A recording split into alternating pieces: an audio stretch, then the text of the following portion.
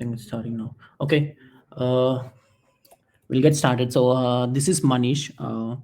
So today's session, we have Adam joining from Australia to talk about the SFDX CLI and CICD pipeline scripts. So it's everything about DevOps and how Salesforce is going, helping us to do the end-to-end deployment thing. So we'll have Adam Best joining. From from just an intro of what who we are and what we do. So as I said, I'm Manish. So I'm a Salesforce MVP and a solution architect, currently working in Singapore, and I lead along with Shiva, who is also here. We lead the developer group in Singapore, and we've been organizing these sessions every 2 months, once every 2 months. And we've been doing this since I think 6-7 years now. I think Shiva is being doing more than that. Uh, so nice to see all of you join here. Um Before I hand it over to Adam, there are a couple of updates or announcements I would like to make before we get started into the session. So first, the one exciting news that we have is I am organizing this dreaming event, Sea Dreaming. It's Southeast Asia Dreaming. So last year we did something called Singapore Dreaming that was specifically for Singapore uh, trailblazers and everyone within the Singapore region. And this time, because it's now virtual, uh, I we have collaborating with the community groups across the APAC region like Malaysia, Singapore, Philippines, Vietnam, and Indonesia. So these five countries, all the group leaders from these five countries, we have joined together to bring you this event. Uh, so this will be held on 12th and 13th November. So it's be coming very soon. Now we have opened it for speakers. So if any one of you is interested to be a speaker, you can join, submit your topics. Then we'll have the speakers selection process going soon. Then if you are interested to join, right? So we have this website also already up, cdreaming.com. I'll put this link in the chat session, chat as well. So you can go through the details of this event. It will be held over Friday and Saturdays because we want to cover uh, both time zones, working and non-working days as well. Uh, it would be one great event, but it will be virtual. We're hoping to have a lot of attendees and hoping this will be useful for you to learn and get exposure and also opportunity to network with other trailblazers or other customers, partners, and everyone in this region. We'll also have some speakers from probably from US as well because the time zone suits them as well. So it would be one great event. Looking forward to it. I hope you're all excited about this event. So you can find more details about this in the website. You can also subscribe. So whenever we haven't opened it to the registrants for the attendees to register for this event, so you can just subscribe to. You can drop in your email address in the website. We'll email you when the registration's open.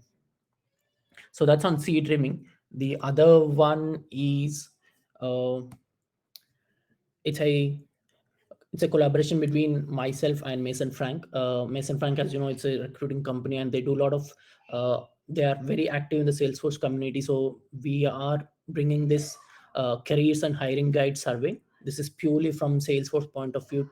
So it's an opportunity for you to fill out this survey and share your thoughts about the certifications or the skill set or how or what do you feel about the current role that you're working on or the overall ecosystem. So it's this guide will help you to once all the surveys are being filled by all the attend by everyone across the globe. We'll have a complete guide to get you know more about the Salesforce ecosystem and how it is currently in how it is currently placed. And by filling this survey, you also have the chance to win a $500 Amazon e-gift card. So do not miss out. So you can just go to this link. You can use the short link. So go.masonfrank.com slash the Manish. So I'll also paste this link in the chat right away. So it will take probably 10 or 15 minutes. Again, depends on how deep you want to uh, share your thoughts about the entire Salesforce ecosystem. So it's a again, a nice opportunity. So once you fill this form, you also get back the survey that what are the insights. So Mason Frank will definitely send you those details as well. So again, just want to repeat. So once you fill this form, you have the chance to win this $500 Amazon voucher as well.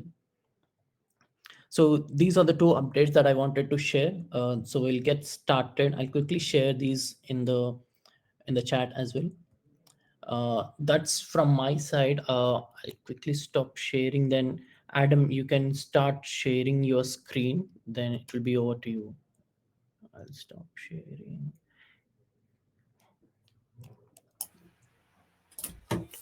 All right, excellent. I might put my video on if everyone can see my video. Maybe we'll try this. Brilliant. Excellent. So I've got my video here, my screen here, and I can see everyone here. So I tell you what, I'm really excited to present today. And let's see if I can get the presentation on the right screen. Perfect. Brilliant, Manish. Can you see my screen? Excellent. All right. Well, I'll tell you what. Good. I'm going to say good morning, good afternoon, good evening. We might have folks from Singapore right around APAC, and maybe in the other regions as well. I'm Adam Best. I'm a senior program architect here at Salesforce, but I'm also a DevOps evangelist, and really happy to share, just some things about DevOps, and maybe you'll learn something and show you the way and get you started on Cicd. So before we begin, just a couple of slides here. You've probably seen this slide before. Please make any purchasing decisions based on features generally available today. And because Salesforce is so innovative, we've now got 2 slides to. And thank you for joining us today. Your time is valuable. There's only finite of time. I'm here to help make you successful and in turn make your customers successful. So thank you for your time, and appreciate you taking time out your evening to learn about DevOps and CI/CD and all the good things. So first, some logistics. How can you ask a question? I think we've got a chat panel down there on the right-hand side. We can already see people talking. Hi, Ali. And so if you have a question, chuck it down there today, and Manish is going to read them out throughout the session, but we'll have plenty of time for Q&A at the end. We're recording the session. I can see Manish has clicked that recording button on the left-hand side there. And Manish will be providing that on the Singapore chatter group, and also which is a little icon where you joined or registered for the session today. And also there will be a working working guide with we'll post a link to where the recording is as well after today. And we'll also share the presentation today along with some sample scripts on that hands-on guide to you after the session as well. So I'm a program architect. If you haven't heard what program architects do, if you haven't heard about us before, we're sitting customers just like yourself, making customers successful. So we're looking at, I guess, more of an enterprise level. And so we're helping customer with things like solution design, security, data models, DevOps, so dev and release, anything to do with the maturity of a digital transformation to help you and your customers be successful on the Salesforce platform in your digital transformations today. So we're usually in the EBU space, but we do happen to sometimes venture in the CBU space as well. So we're part of the customer success group, which is part of which is professional services part of, and we do have technical architects and solution architects in our team as well. Program architect is probably just more of that enterprise architect level. So what is Salesforce DX? So I wanted to kind of, bust the myth of what DX is. DX doesn't equal scratch org. DX is developer experience. And so all the things on your page there, I'm not gonna say a forward-looking statement. I'm gonna say a disclaimer. Process Builder on the right-hand side there is just been announced end of life in a couple of years. But all these tools that you love and you use today on the Salesforce platform, but also those open source tools that work well with the platform, such as version control and CICD and test automation, right? So automated testing, you've got Provar, Trussions, Tosca, you've got Accelerate, Selenium, or test automation. All these things we put together and say, this is the developer experience. Where do you code? How do you code? How do you commit your code? How do you get that out to production? And I'll tell you what, change sets is part of the developer experience. We all love change sets, and some people use them today, and that's still the go-to for a lot of organizations. We're talking today about some of the command line interface, application interface, and also the tooling which we might use in conjunction with that command line interface. So, development models. You may or may not heard of development models, but we have two types of development models in the Salesforce ecosystem. We have org, and some people call them unpackaged development model, and we also have packaged development model, which sometimes people refer to in conjunction with Scratch orgs. Now, we're going to be talking about the org development model today, okay? Now, if you have lots of questions about package development and Scratch orgs, happy to answer those as well at the end. But we're going to be focusing on org unpackaged development model today using sandboxes. And a feature of sandboxes, similar to Scratch org, is a for source pull. Okay, so you develop something on your sandbox or your Scratch org, you can use the SFDX pull command. So, we're going to bust that myth. You can use that source code tracking on both a sandbox and a Scratch org. So thinking about the org development model today, well, what does that mean? Okay, how do we build using sandboxes, and how do we test, and more importantly, how do we release that out to production? So you may or may not be doing this today. You might be an administrator. We did promote this session to be admins as well as developers of all levels, because we're going to talk about some click tools today, not just the command line interface, but we will get into that CLI and that pipeline bash scripting as well. So we use sandboxes, whether you're a developer or an admin, and we're going to configure and we're going to code. So we might create a field, we might create an Apex class if it's a code size, or a flow. And then once we develop that on the sandbox, we're going to use Visual Studio Code or another IDE, maybe using source code tracking to pull that down to our PC or Mac. Okay, and then we've got to get that out onto the path to production using things like source control and CICD. Okay, so what are our options for putting that out to production? Well, we have some tooling options under dev and release management. Okay, so let's talk about admins and let's talk about clicking. In the middle of the screen there, you'll see some App Exchange products from our beloved ISVs, and they're awesome products. Okay, so if you're not a developer and you're not a coder, you can have CICD with clicks of a button using Capado, Gearset, AutoRabbit, and there's a few others out there in the market as well. But they're the main ones that are used by our customers. And so, what does that mean? Well, you can develop on your sandbox. You can use that particular tool to download either locally, or it might download to their server, and then you can actually click to then deploy that out on the path to production. Similar what you do with change sets, but these particular tools are more CI/CD orientated, continuous integration, continuous deployment. Okay, and they have features baked in that you would expect from a mature DevSecOps strategy. So you'll have source control, which gives you that collaboration on the code. You can invoke static code analysis using PMD, check marks, or code scan. You can invoke some automated testing as well. It's not just about deployment anymore. It's about ALM. It's about application lifecycle management. We want to deploy, but we want to increase code quality with PMD, and we also want to do other things like invoke automated testing as well. On the right-hand side, they're more of a code. Okay, you're gonna write your own scripts on a pipeline. So common tools today in the ecosystem: Bamboo, Jenkins, BuildKite, GitHub Actions, Bitbucket Pipeline. All these particular CI/CD tools, there will say enterprise-wide tools are used, and you're gonna write your own script.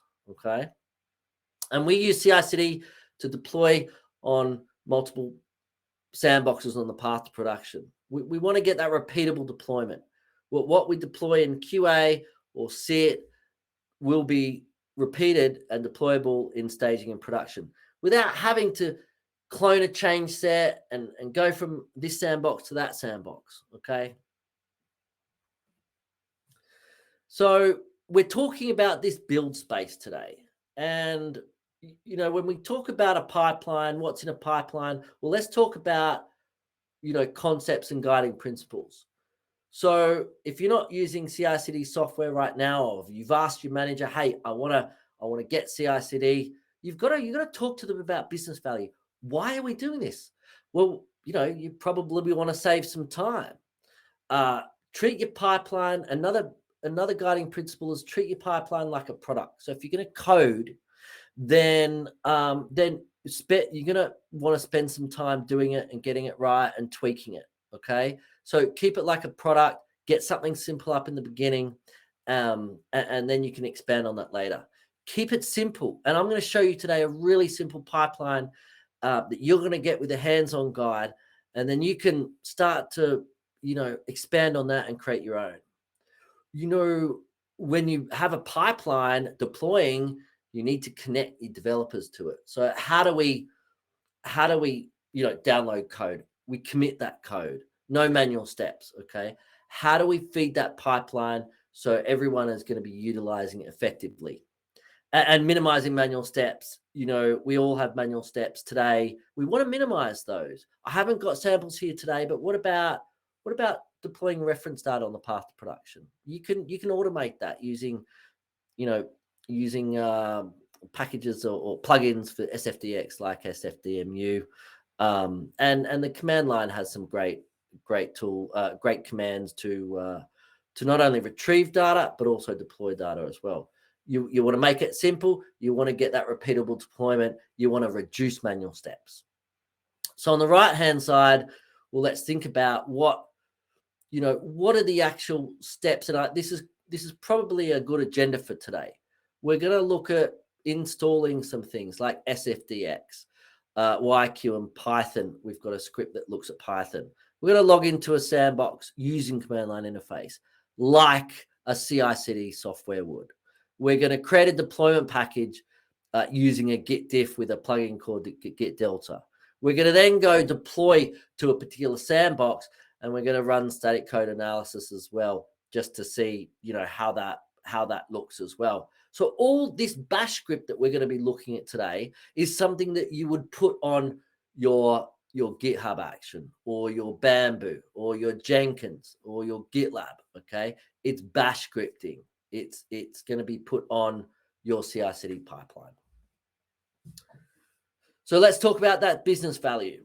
Why are we doing this? Why are you going to ask your manager to either buy a tool like Capado or GearSet or AutoRabbit, or allow you to invest your time, not after 5 o'clock, but during the day, to help your team get a more repeatable deployment on the path to production? This particular slide here will give you the reasons so that your boss can give you either time or money. They want to decrease feature request time to market, get features out quicker for the business. Okay. They want to decrease downtime, improve efficiency, and improve business request turnaround time to realize the value. All right. So juniors, you got to be talking about these business values. Okay. To your manager. Hey, we've got to get return on investment. We've got to decrease cost of ownership. We've got to improve developer efficiency. Okay. How much time does it take to deploy change sets on 5 sandboxes on the path to production? And if you put a pipeline up, how much quicker would it be? Okay. And also the reducing the risk of not getting that deployment repeatable, right, with manual steps in conjunction with something like change sets, getting a repeatable deployment with a click of a button, okay? So these particular reasons are to help you ask your manager for tools, for App Exchange products, or to get your CI/CD build tool and start writing pipeline scripting and get a pipeline working for all your teams to use and deploy on any sandbox on the path to production. Okay, so what do we really need to do to start a pipeline running? Well, first of all, you have to install SFDX. Okay, so you can include that in your base or Docker image if you understand that terminology. I'm not going to go into Docker today, but think about that as like a base OS. Okay, or you can just install it directly on the pipeline each time. Okay, I recommend installing on Docker, but everything we talk about today, we want to talk about a developer guide. What does that mean for developers? I don't think we have to communicate anything to developers about what you're installing before the pipeline runs. But you know what? To start a developer guide, you could actually help them set up their workspace and install their developer tools. And on the right-hand side, there's some great Trailhead modules, which gives you an introduction into installing those developer tools like Visual Studio Code and also things like continuous integration and app development with SFDX. Okay. So here's a tip. If you're going to create a developer guide, why don't you put all the things you need down on the developer guide? So that if you get a new developer or admin coming into your team, that you've got, hey, here are the things you need to get your help set up. You got to install Git and maybe GitHub Desktop, or I use SourceTree. It's nice Atlassian click to point of source control.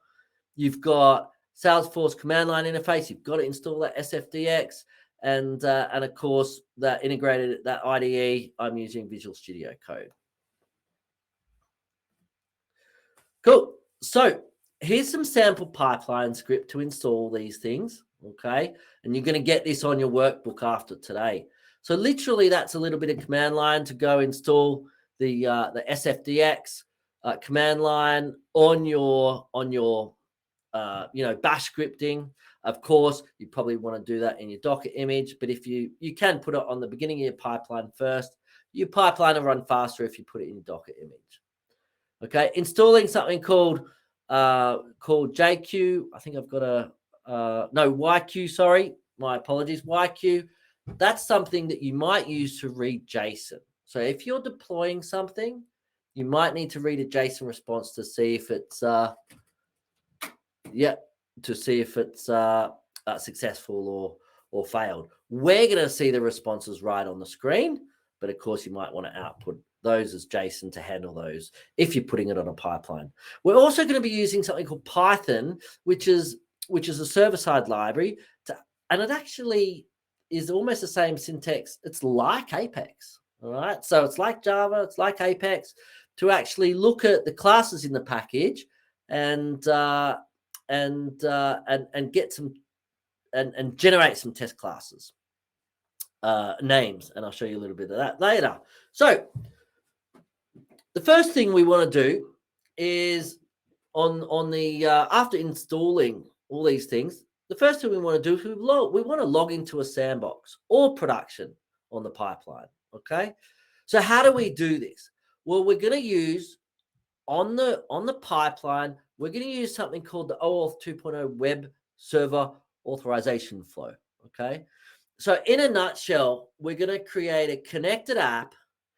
That connected app, we're going to grab a consumer key, and we're going to then add a certificate and grab the server key. Okay, so there's a few steps in there, and on the right hand side, it actually shows you how to create that connected app and put it on your CI/CD tool. Okay, we're going to use the connected app consumer key, the username, and the server key right on my Mac here to actually connect to a Salesforce instance. Now, here's a tip. Okay, if you're in a large company, you've got a CI/CD user in production, you create a sandbox. That user is going to be .dev1. Okay, if the sandbox name is dev1, so you create your CI/CD user in production, and then when you create a sandbox, you can use that username anywhere. Okay, so so that's a great tip. So you don't have to keep creating that connected app or creating that CI/CD user. When you refresh a sandbox, you just have to go into that sandbox and grab the new connected app consumer key. Okay, there's going to be a new consumer key per sandbox. We're not using passwords here. We're using a username and we're using a consumer key to log in via the SFDX CLI. And so this particular sample code, it's demo time. Cool. This particular sample code is how we log in. So we can see we've got a consumer key, an instance URL, a username, and that private key. And we're going to use those to log into this particular sandbox. So let me scroll over to Visual Studio Code, and I'm going to start copying some code. And this is what you're going to get on the hands-on guide. So Manish, I'm just going to check. Can you see Visual Studio Code? Yeah. Excellent. Awesome. All right. So I'm just gonna prep myself there. So I'm just putting a few things in. You would have those particular variables set up in your CI/CD software. So you're going to insert your username and consumer key, based on your sandbox. Okay. So again, you're going to get this file for on your hands-on guide. That's all the installation. I've already got those things installed on my Mac, so I'm going to skip that. So here's the login. So I'm going to copy and paste this into my terminal. And what we're going to do all the way down the bottom here is we're going to look for a successfully logged in there, and we got that there. Okay, so if you can see that on the screen, we're logged in to. Oh no, that's a logged out. There we go. There's my successful login.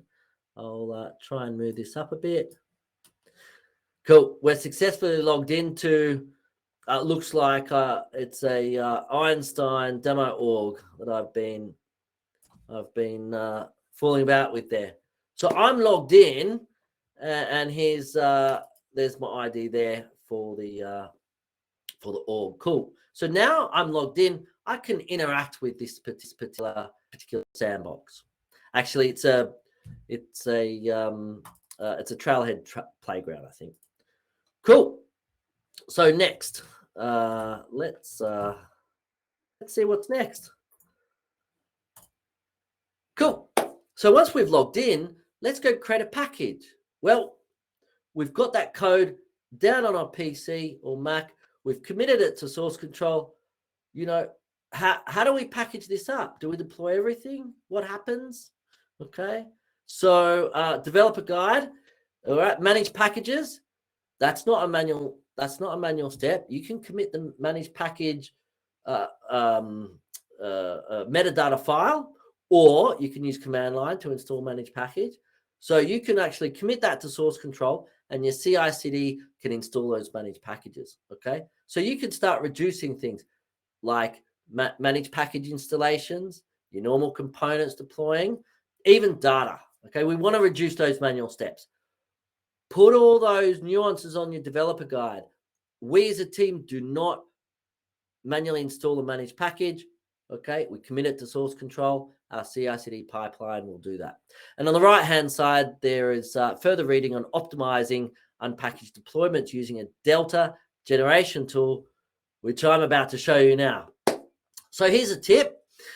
When we're using the SFDX to deploy, there's something called force ignore. I've seen lots of teams just use it and say, oh, we've got a build error. Let's kind of, not comment out, but put this particular component on the force ignore. Okay. That's not good practice. We want to limit the force ignore. So if you've got a prod only permission set like managed sandbox, put that can't be deployable on sandboxes. Okay. So if you've got that file on your source repository, that's not going to deploy on any sandbox, but any org but production. You can put something like that on the force ignore, absolutely. But you always want to try and fix your files first before adding them to force ignore, okay? So we want to create a package. Well, what options do we have? We have full repository. In other words, we're just going to deploy a branch, okay? And the second option we have is we're going to deploy a Delta. We're going to deploy the difference between a branch, release branch, and maybe main or master. So the recommendation is we deploy a Delta. If you're deploying a full repository, 100% of your repo, the package is going to be really big and it's going to increase in size. And if you're in an organization with a really large org, you're not going to be able to deploy the full repo because there are some limits on the metadata API, whether you're using the old force.com IDE, force.com toolkit, or whether you're using command line interface, it still uses the metadata API in the back end. And so you have a limit of 50 MB. I think it's 37 compressed. And also, I think there's about 10,000, a limit on number of files, which is about 10,000. Okay. So you want to only limit your changes to what you've changed since you've deployed to production. So you branch from main or master, you change maybe 2 components, you add a component, maybe it's an Apex class or it's a field. You just want to deploy those 3 or 4 components. Okay. So a Delta, a Diff from your branch to what's all in production. Okay. It's going to be quick and it's going to be lightweight. So how do we generate this difference? You can do it by Git revision ID. In other words, what point in time on the main branch or the branch that we've got do we want to start generating the differences? Okay. Or do we just want to take the difference between branch and master? My recommendation is you take the difference between your branch and master. Okay.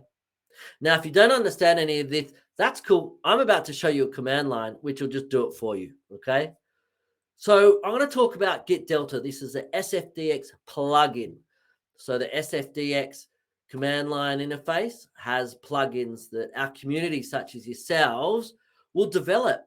And a couple of gentlemen in our EMEA region called Sebastian and Mehdi, they've, EMEU, my apologies, in Europe, they've actually created something called a Git Delta plugin.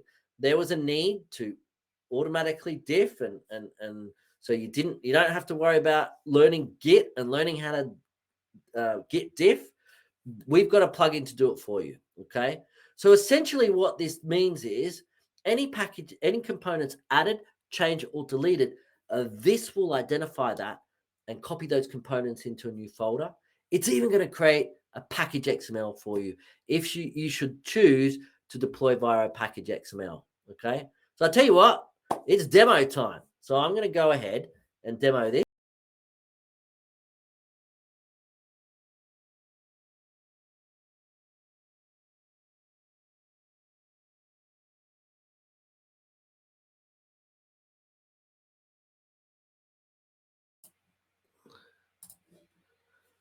My apologies, Manish.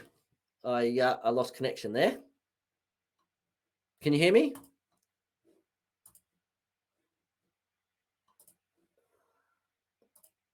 My audio is not there. Just bear with me a second. Yeah, we can hear you. Yeah, my apologies. I lost connection there. Cool. So it's demo time. We're going to demo the Git Diff, the Git Delta. So it's really easy to install this plugin. I've already installed it, so I'm not going to do it today. But it's just a SFDX plugins, install, and then the SFDX Git Delta.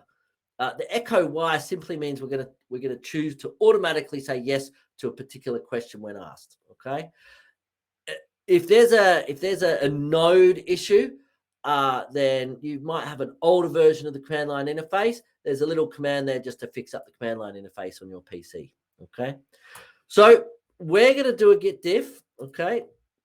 And it's a simple command like that. And that's going to output right down the bottom to say that Git Diff has been successful. Now, what has that done? any change between the master, okay, and I've got master checked out. Can I check out a new? No, create a new branch. Ooh. Let's see. All right. Well, I tell you what, it has output something. It's output custom labels. That wasn't as expected. But anyway, it's a true demo. Didn't do what it was supposed to do, but it was supposed to output an Apex class. Aha, here we go. We're back on my project now. Let's try that again. Okay. So do I still get the same one?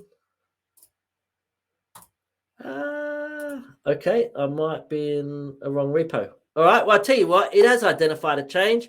We've actually looked at a case provider search. It's a change on a custom label. So this is actually created an output folder. Okay, it's copied the actual change file, custom labels, to a package, and it's also created a package XML for us, which has the custom label of case provider search label. All right. I was supposed to get an Apex class there. But anyway, I'm going to continue on. Brilliant. So once we get that package, then what are we going to do? We're going to validate or we're going to deploy. Okay, so how do we do this? With the SFDX CLI, with force source deploy. Okay, force source deploy will allow you to deploy to sandboxes, to scratch orgs, and more importantly, to production. Okay, if you're developing on a sandbox, you might pull and push. That's cool for development, but as soon as you're in a path to production, a CI/CD, we're going to use force source deploy. Okay, the developer guide, we want to update developer guide and help developers. How do they commit their code? How do they get access to the CI/CD tool to maybe deploy their code onto the next environment of QA? How do you deploy to QA? And maybe for your deployment leads, staging and prod, okay? So all those things put on your developer guide so that everyone knows the ways of working. And for further reading on the right-hand side, the Salesforce CLI command reference will give you a little bit more information on your force source deploy. That's demo time. We're going to deploy using that package XML, just using a simple SFDX command, force source deploy. Brilliant.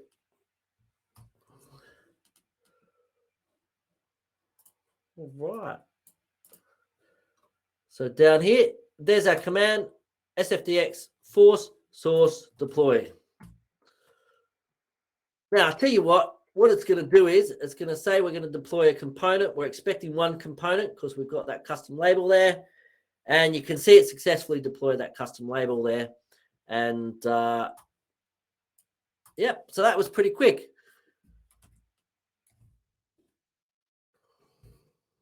Now,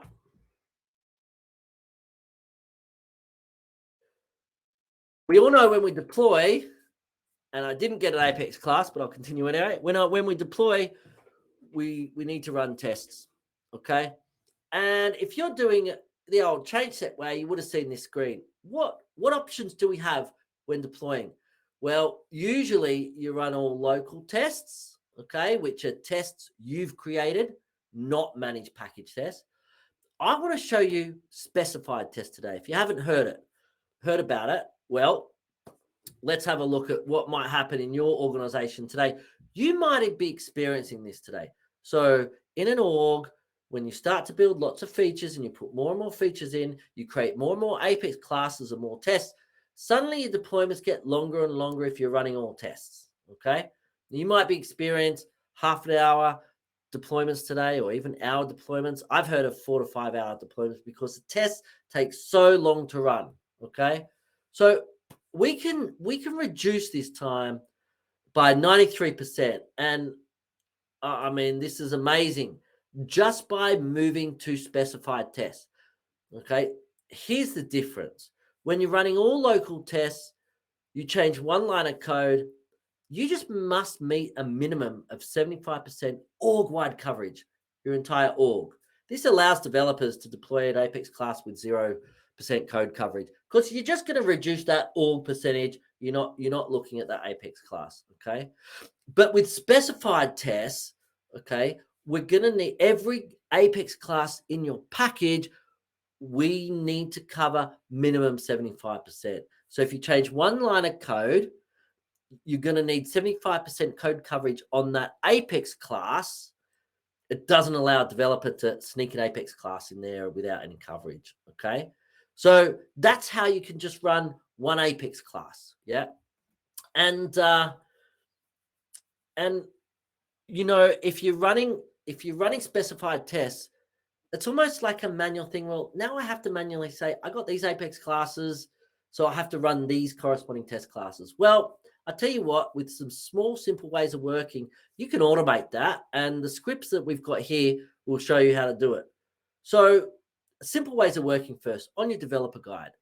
You might be doing this today, but it's really important for this technique. When you create a class minimum 75, when you create a class, my class A, then create a sibling class, another class, with the same name with underscore test or just test on the end, okay? And write a unit testing to cover the first class or your unit testing in the second, okay? Minimum 75%. You might be doing 80 and 85. It says minimum 75%. So basically on the right-hand side, a little bit of pseudocode that we got scripts for you now. When you develop or when you build a package, it's going to say, well, I've changed my class A.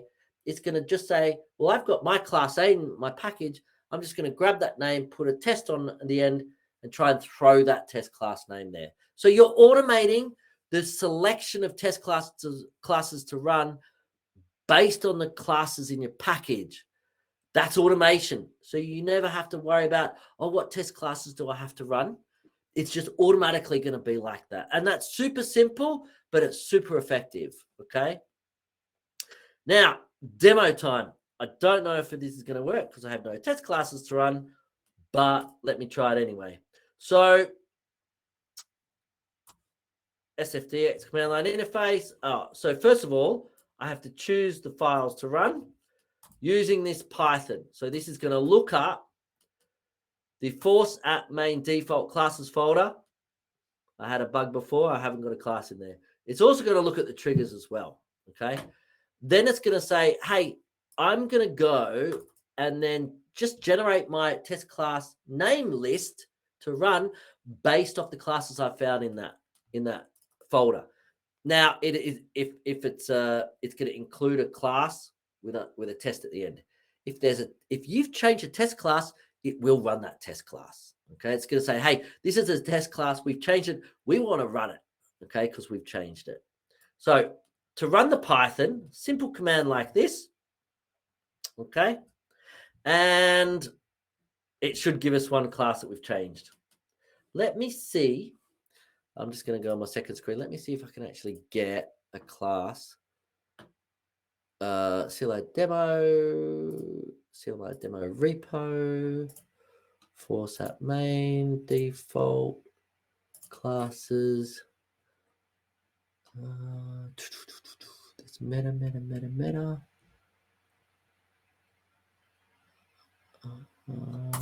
Here's an upload controller. Let's try that.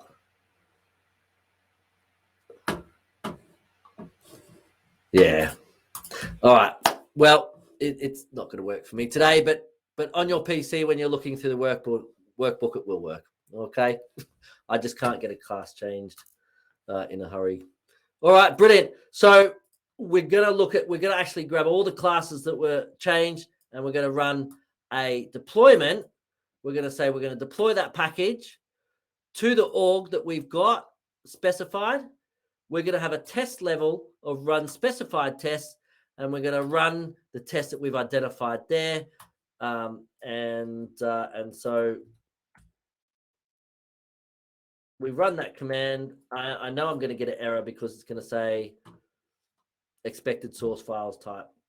It's not a class path. Okay. But trust me, it does work. You're going to run specified tests with those classes identified in the package. Brilliant. Now, once we've actually got a deployment of classes, have I got a destructive? Let's see if we got destructive here. Oh, we have got a destructive. we've got a destructive. We've destroyed my label. All right, let's go try and destroy that. So if you remember, we talked about if you delete files as well, this is going to be a diff between your branch and master. We're also going to be able to, on the pipeline, automatically destroy files that you've deleted out of the repo using what's called the Force MD API deploy. So again, these particular files here were created using the Git Delta plugin, okay? So let's go see if this actually goes destroy. Brilliant. Okay, so right down the bottom of the screen there. Oh, and if I can just press enter up a few times. There we go. So it's gone to destroy one component, and we've got a success.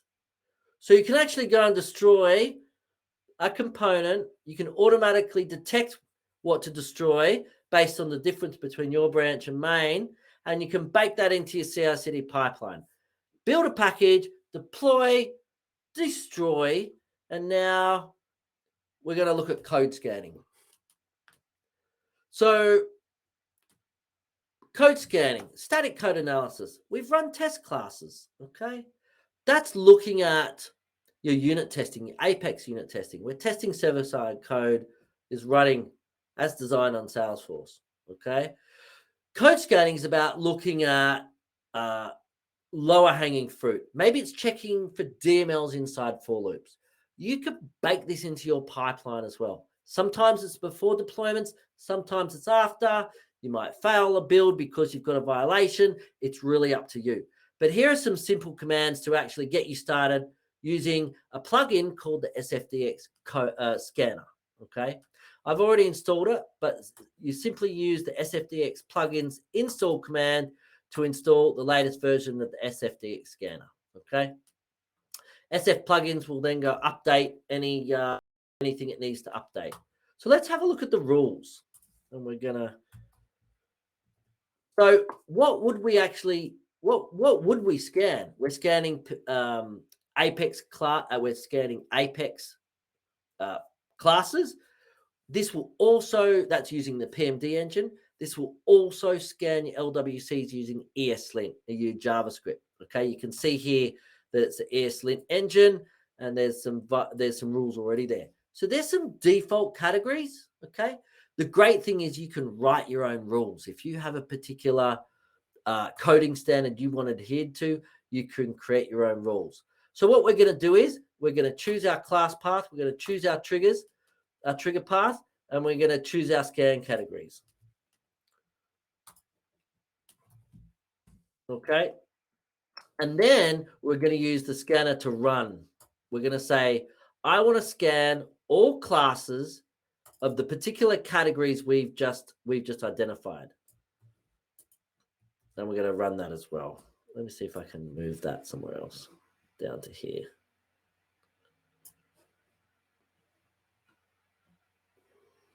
Okay, brilliant. So it's just told me I don't have a classes file because my class didn't come all the way from the beginning of our presentation. Oh, well, not so much a disaster there, Manish. But I tell you what, you put it on your pipeline. Here's a little tip. You want to output it as JUnit format, okay? Because your CI/CD software can pick up JUnit format and easily put it on your test runner to easily view the output of that, okay? So on CI/CD tools, you want to output as JUnit, and then you want to output file, something like this, and you're going to use that with whatever CI/CD tool you use. So I think in Bitbucket it has to be in a certain directory, or not GitLab, build kite. You attach it in your YAML, and then you can actually, there's a plugin in there to surface that on your screen, and you can read all your violations, similar to how you can read if it was successful, if it was a successful deployment. Okay, so if you're scanning classes, you want to go ahead and you want to scan your triggers as well. Okay, So you put your trigger, you've got your trigger path there. You're going to scan your triggers. And again, you're going to scan your LWCs. Okay. So I would scan those 3 directories separately and then look at those violations. If it's there will be severities. If it's a Sev one, like a deal inside a for loop, personally, I would fail the build so that you can't proceed, and you're going to ask your developer to fix it. Okay. Brilliant. I'll tell you what, that so this was a code scanning. So the code scanning, the engines are PMD, ESLint, and Retire.js. On the left-hand side there, at minimum, I would put best practice, errors, design, documentation, performance, and security as your categories. There's lots of categories there, but I would definitely put those as your minimum. And on your developer guide, you're going to say to your developers, hey, we've got these coding standards. We're going to run this static code analysis, and we will fail you if you have violations. So put all your best practice Apex unit testing on there. Make sure you have bulkification, no DMLs inside for loops, and so on and so forth. Okay. On the right-hand side, there's some further reading on design best practices, Lightning component performance, and also you're securing data in Apex controllers. And I was ahead of myself. We just ran through that demo. Cool. So where can you learn more? We've talked about the org development model, but there's 2 trailhead modules there about org development model and package development model. So if you haven't done those modules, I encourage you to go do those. Also, there's continuous integration using Salesforce DX. I encourage you to do those particular modules as well. Okay. There's more links, like if you search deployment on the App Exchange, you'll go find those products like Capato and AutoRabbit, okay, and GearSet. That were your click tools. So if you're an admin or junior developer and you're not too, you don't think you want to get into command line, that's cool. Go use one of those click tools, and you won't have to code a pipeline like we've just done today. Okay. There's a link to the Git Delta plugin, which automatically detects the files we've changed and put that in a particular directory for us to do that Delta deployment. You got the CLI reference, architect guides to migrating changes. If you haven't heard about architect.salesforce.com, it's a really great place with lots of DevOps stuff, including, a guide to migrating changes. And also there's a barcode there. If you scan that now, you will come up to a quick page. It has all the sample code on there today. And Manish, we're going to put the presentation today and the recording on there, or a link to the recording rather. I'd say, sometime tomorrow. Okay. Yep. Brilliant. Now I'll tell you what, Manish, I didn't get to 6 questions. I got to 3 questions. No problem. Out of time. That's okay. Over to you. Yeah. So it's before we go. So any questions? I think it was great session, Adam. I think it's, the demo is fine because we know we at least got to see the scripts, etc. It's fine. Yeah, not an issue. I don't see any questions here, so we can jump into. Okay, maybe we'll take a couple of questions first because we got some time. It's a question from Krishna. He says, "Will enabling source tracking in production cause any impact to the business users?" Yeah, that's a good point, Krishna. So you're right. To get that source code tracking, so the ability to use the SFDX push and pull on your sandbox, the first thing you need to do is enable DevHub. And the second thing you need to do is enable source code tracking on sandboxes. I haven't seen any issues with it being enabled. It will, when you enable DevHub, it will create 2 objects, active scratch orgs and so on and so forth. You don't have to use scratch orgs, but I personally haven't seen any issues.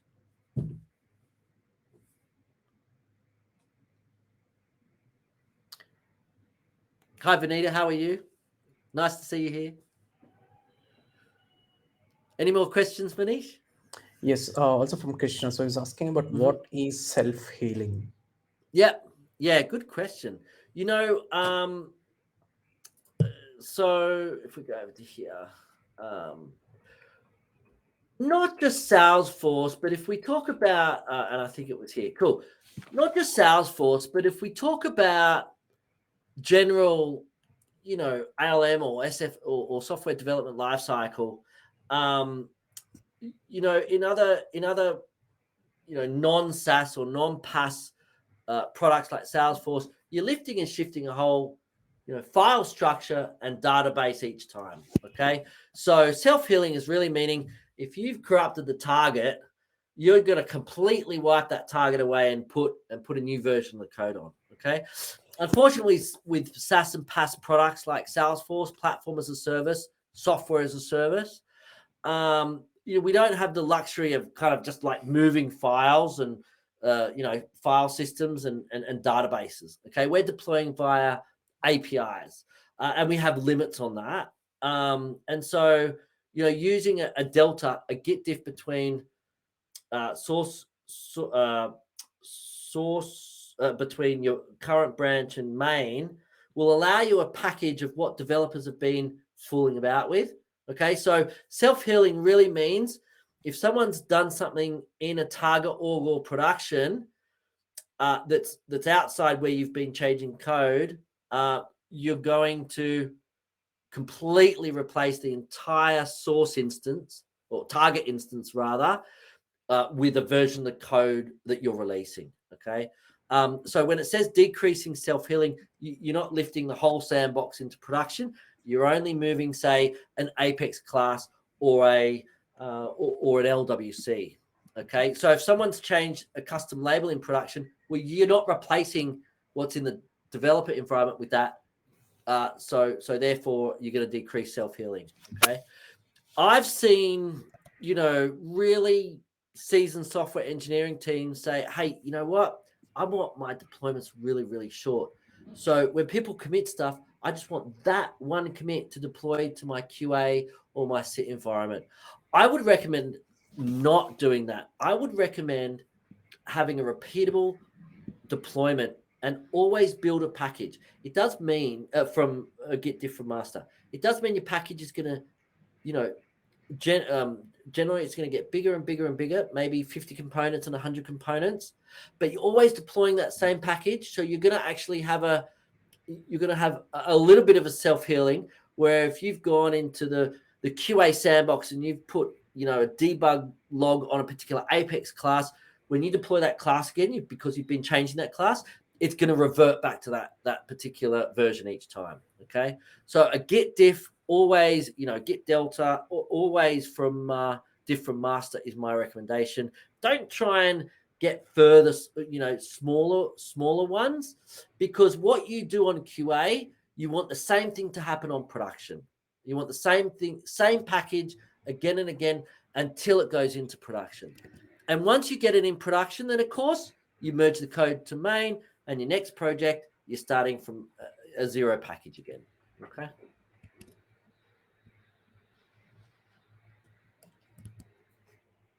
Cool. Yeah. One more question from Mariappan. So he's asking, did the Git Diff command to create a folder with metadata component modified to new directory? Yeah. Okay, cool. Was it so we use what's called the Git. We use the Git Delta plugin. Okay, so it's an SFDX plugin. We're not. It essentially does a Git Diff, but it does a little bit more. Okay, so it will. If I can, not that screen. Okay. All right. So at the top of here, let me just delete this output folder and refresh it. Okay. So essentially, there's nothing in the output folder. Okay. I've manually deleted that. Okay. So when you use the Git Delta plugin, it's going to say what's different between my branch, which is master again. It was my project. What's different between head and master? At the moment, it says my branch is master. We'll try anyway. So it should have been featured my project. So it's going to get the difference between my current branch and master, okay? And then it's going to, and then I'm outputting it. The default folder is output. You can choose a folder to output it to. It's going to grab all the files from your Force app that's been changed. It's going to create a new, it's going to put it in a new folder. In this case, it's output, okay? It's going to copy the files for you to deploy, which means you can start massaging the files, okay? It's also going to create a package XML with all the files in there. You can deploy via a package XML, okay, using this particular command here. You can also deploy using a path. In other words, I want to deploy all files in this particular path. I'm not going to reference a package XML when deploying. It's up to you. You can choose a path. You can choose a package XML. The Git Delta plugin will create a package XML for you in case you want to deploy via that method. But the really cool thing it does is it also looks for deleted files, and it will then create a destructive changes for you to go then use that in a subsequent pipeline step to then go delete any components that were deleted from the repository, essentially automating your destroying of components along with the components you've created or modified. Okay, so it will, if you're just doing a Git Diff, it just gives you a list of files to that are diff, and you might deploy straight from the Force app folder.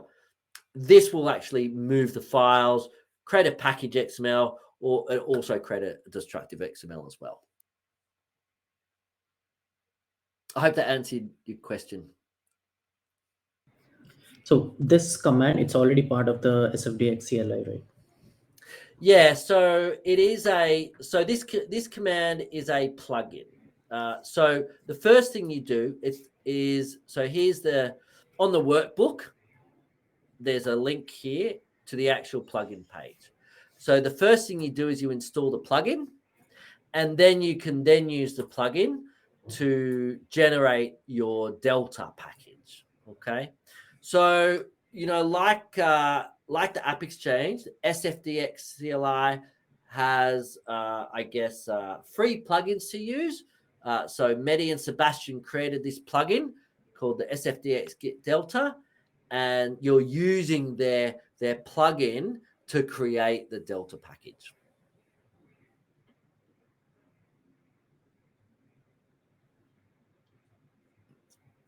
Yep, I think that clears. Let me know, Mariappan, if you have further questions on it. I think a couple more questions. One is from Krishna again. Can these code scan results be shared with like the respective owners via email or anything? Yep. No, that's a good question. So if you're scanning, think about what you want to do. And ultimately, you want to do two things. And this is governance, by the way. You want to either put a red tape governance on there, or you want to put, we'll say, a manual governance. So red tape governance would be if there are failures, you fail your pipeline build to say, I'm sorry, we're not even going to proceed to deployment. You've got to fix these build errors before you can proceed. You use CICD to stop developers introducing, new code, failures or violations they're called. Okay. Now, when you're using CICD software, usually when you get a build failure, you will get a notification from your CICD software. Okay. And you click on the link to see the build has failed. And then you can see that, again, you output it in as a JUnit format. And say in build kite, you would attach that to a plugin, which will nicely display it on your failed build, which will give you all the list of failed violations and how to fix. If you really want to email those, I guess you could use either a plugin inside your CI/CD software to then have that attached to an email, so you can create a task to send an email if you're using Bamboo. At the very least, you could create a bash script to generate an email and have it sent with those results. But usually you'd get a notification of a failed build, and then the developer would look at the fail build to see what violations had failed.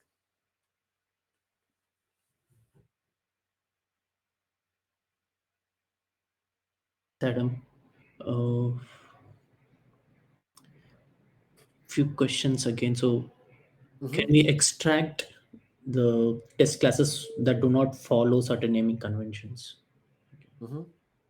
Yeah, look, I think, if you're going to introduce something like this, and you do have classes in your org, that don't follow that particular naming convention, I think this will only look at the files in the package and then look for corresponding test classes to then run.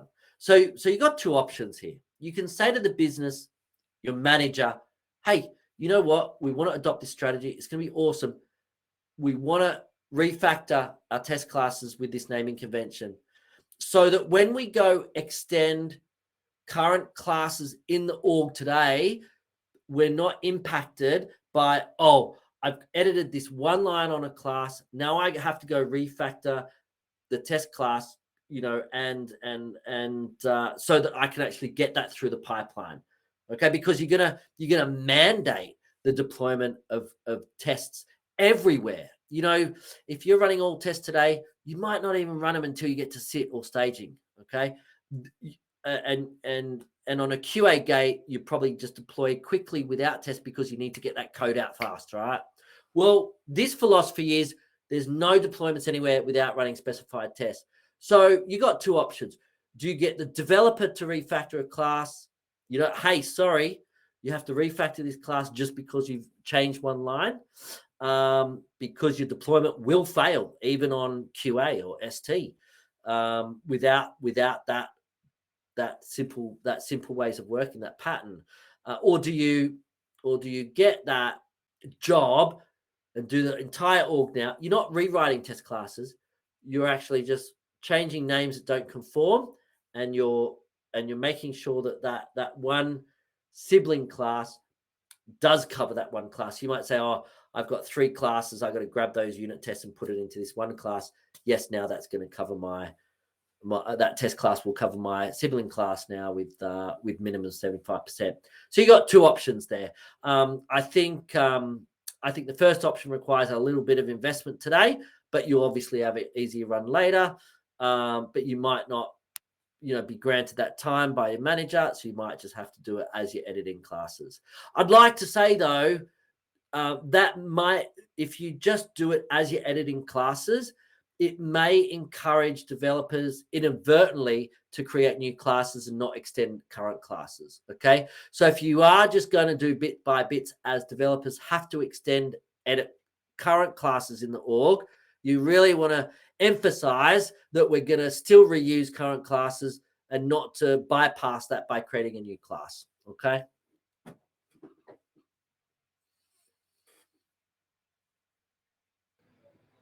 And so the answer to your question, Johan, my apologies, is I don't know, just get a list of classes using, just pull classes down to your PC and using Visual Studio Code and then have a look at them.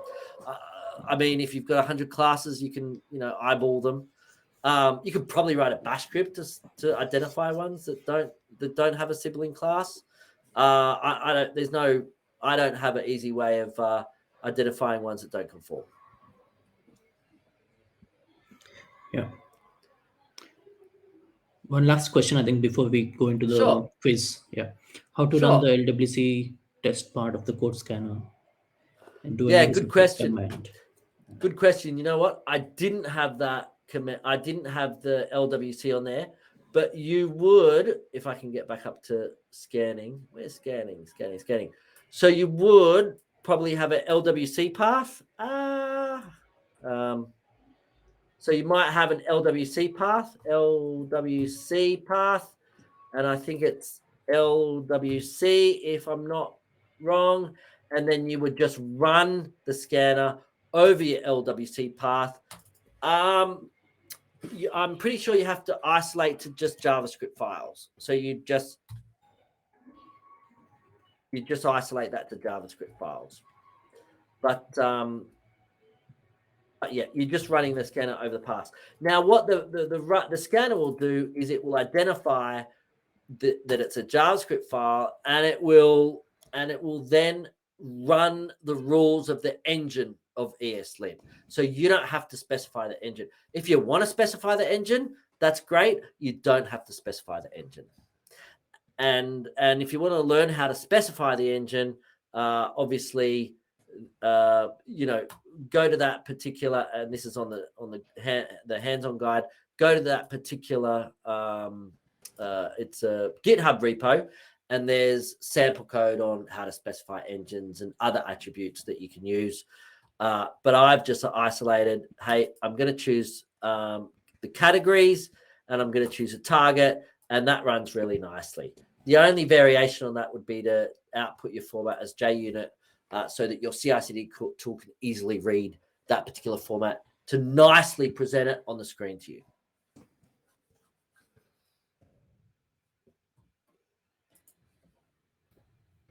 Right. Okay. Cool. Thanks a lot, Adam, for answering these questions. So if any questions, we'll come back to them after the certifications. Yeah. So Adam, you said you have three questions, right? I only have 3. I have. Okay, it's okay. No, the other 3 I've just prepared while doing Brilliant. this. So that's awesome. We'll go through those. All right. So the first, before the first question, right? So you can. Okay, the fastest to answer will win. Wow. All right, my That's apologies.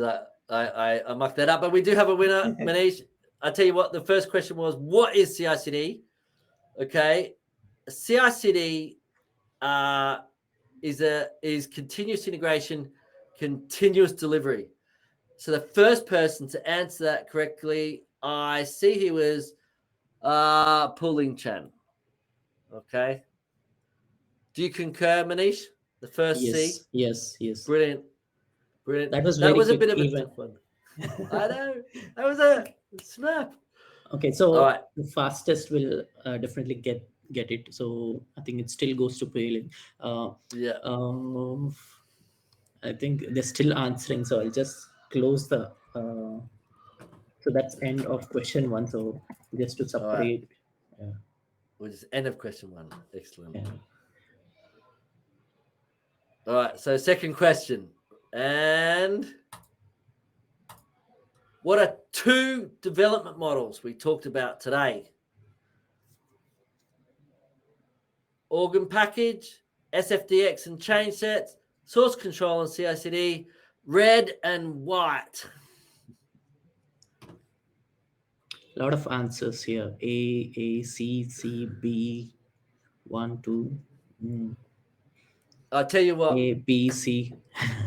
Still so getting is A. There's an org development model and a package development model. And the first person to answer that successfully after the end of question 1, tag, you put in Manish. You know what is the first person? And that is Harsh. So Harsh Vaishnav. Yeah. Congratulations. Congrats. So the winner gets the $200 or the $400 voucher. So it can be used for any either of these certifications. So be quick. I'll just mark this. End of question 2. Yeah. Question 2. All right. So we're ready for question 3. And what is a test level when deploying? We went through the different test levels. Is it red tests, lots of tests, some tests, or specified tests?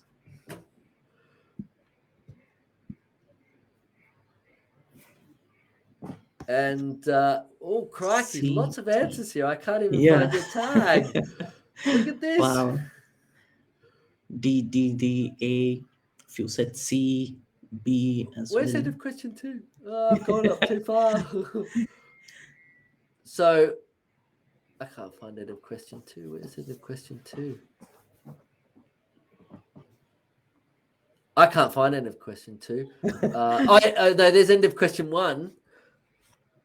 And It's I'm the end of question 2. There we go. Okay, so the answer is specified test D.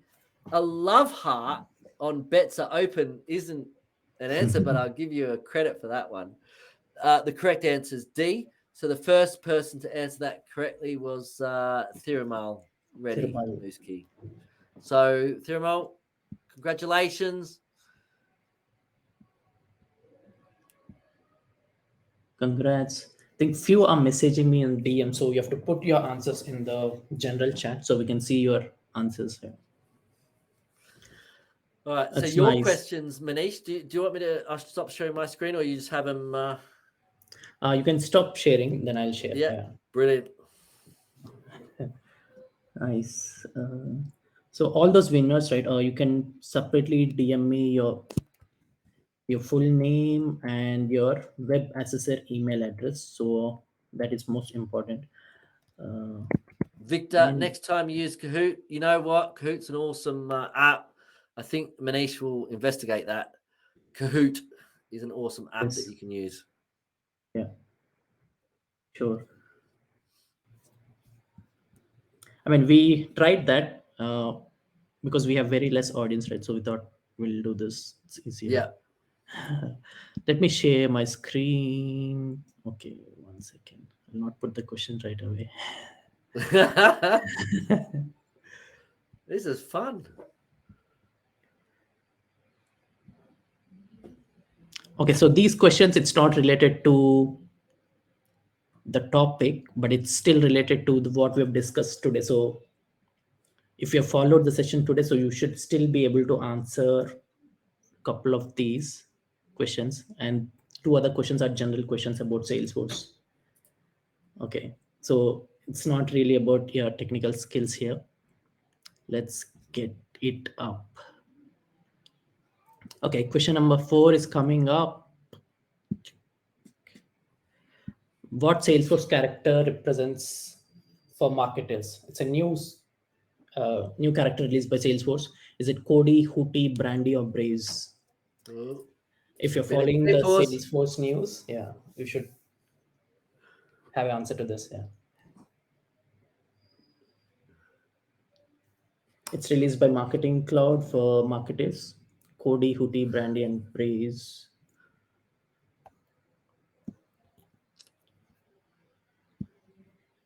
Let's check the answers. A, C, C, B, C, C, D. The answer is Brandy, correct. It's a fox. So that's C. That is option C. Who has answered it? It's hard. Thirumal has answered it again, so you cannot win the second voucher. So it will go to the next next person who has answered it right. So it will be Emilian. Congrats, Emilian. Arpiti, you're almost there, but yeah, we'll give it to Emilian. So was answered it correct. Well done, Congratulations again, Brandy the Fox. Yeah. End of question 4.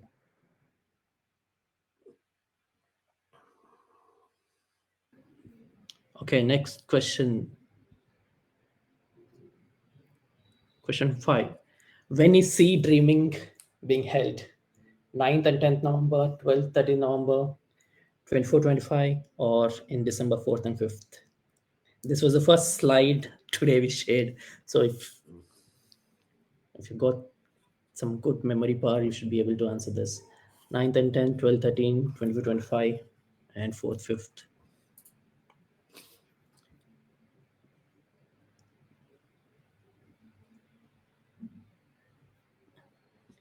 The answer is 12th and 13th November. It's a Friday and Saturday.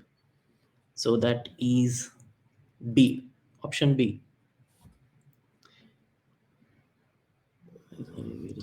So many answers to go through. Ali Khan has answered it right. Very quick. That's nice. So we are doing it on 12th and 13th November. It's Friday and Saturday. Yeah, a lot of you have answered it right. Thank you. End of question 5. So all those winners, please DM me first name, last name, and email address. I'll email you after the session. I think so. The last question. So this is end of question.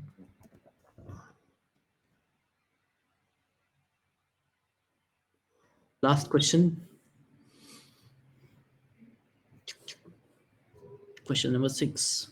What's the newest video streaming platform launched by Salesforce? Salesforce Now, Salesforce Live, Salesforce Plus, or Salesforce On Demand?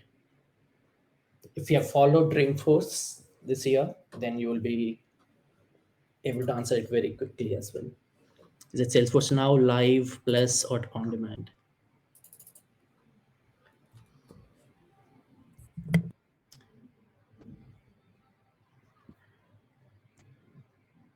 So the answer is Salesforce Plus. So that is option C, right? Salesforce Plus is option C. Let's see who's answered it. Harsh. This is the first time you're getting it right, or Harsh, have you already won it before? Quickly check. Harsh, you have already won, right? So we'll go to the next option. So the next one. Wow.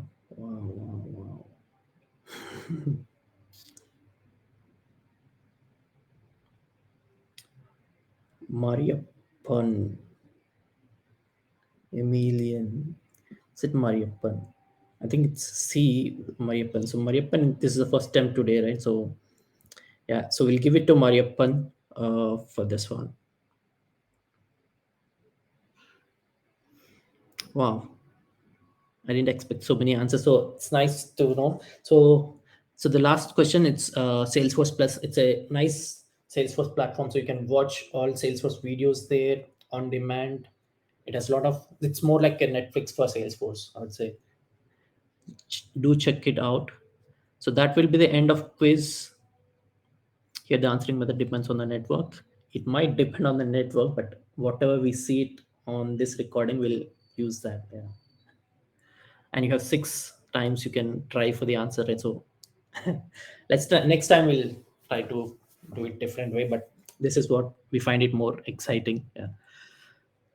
Okay, that's all from our side. If any questions you've got, you can reach out to Adam or you can email me. We'll get back to you with our answers. And for the recording, we'll post it on the event page itself and also the quick document. We'll share this recording and all the links. Thank you.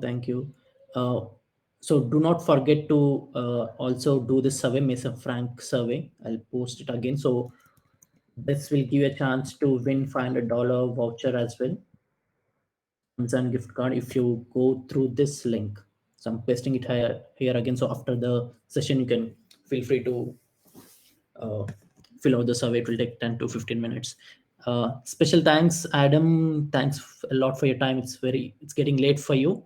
Yeah, but we are closing on time. So the session is very informative and we learned a lot, definitely.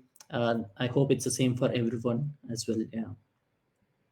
Hopefully we'll do more sessions on this. Yeah. You're on mute, Adam, I think. Yeah. Thanks for having me, Manish. No, I want to thank everyone for joining. Ria Torres, thanks for joining over in the Philippines, and everyone else. Wherever you are, it's these sessions.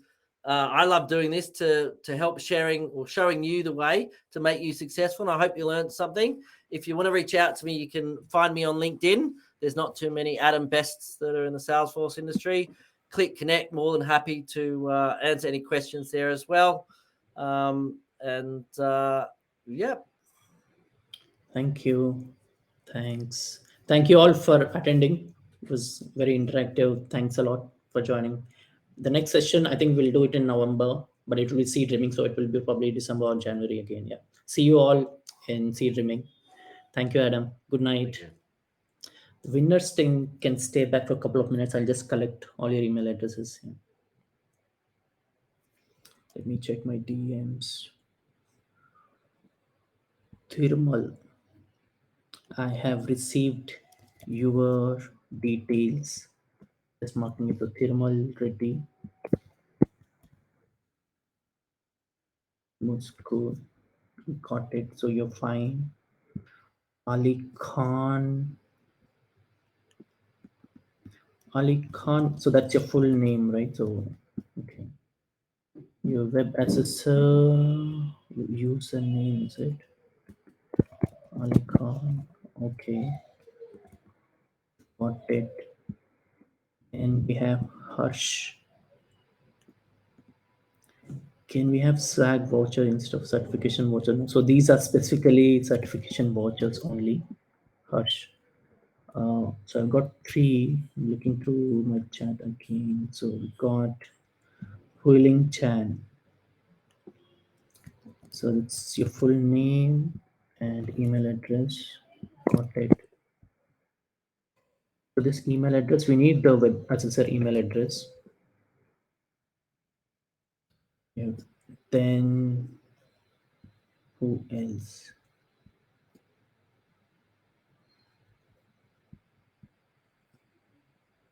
Mariappan.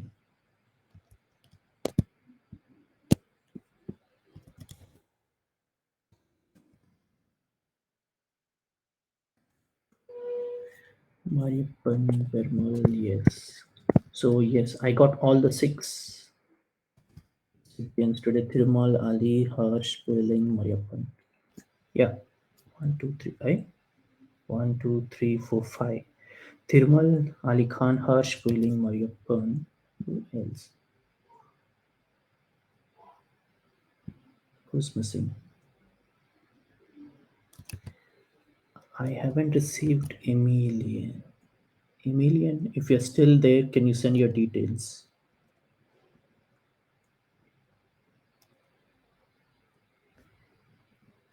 Yeah, I think he put it on the main chat. Emilian, yeah, I got yours as well. Okay, guys, thank you all. The winners, check out for an email from me by today or tomorrow with the details. Or Salesforce will directly reach out to you on the email address that you mentioned. Yeah. Okay, thanks for joining. See you all. Good evening. Good night. Bye.